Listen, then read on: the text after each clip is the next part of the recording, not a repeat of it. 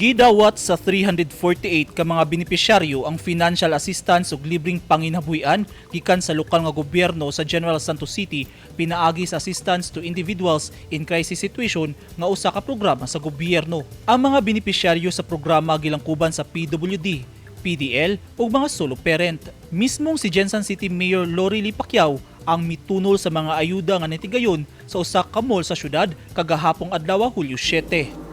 Kisaad ni Mayor Pacquiao nga mahatag ngadto sa lehitimong benepisyaryo ang mga hinabang ubos sa iyang administrasyon.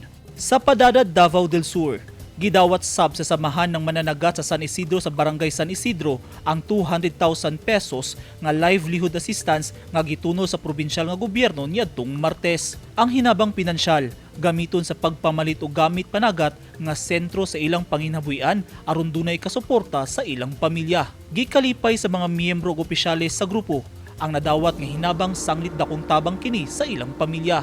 Ang gihatag nga livelihood assistance ubos sa iHelp iRate +++ program sa Davao del Sur. 50 ka mga qualified members sa samahang mananagat ng San Isidro ang makabenepisyo sa livelihood program. Eugene Hinutan, Newsline Philippines. Stay safe.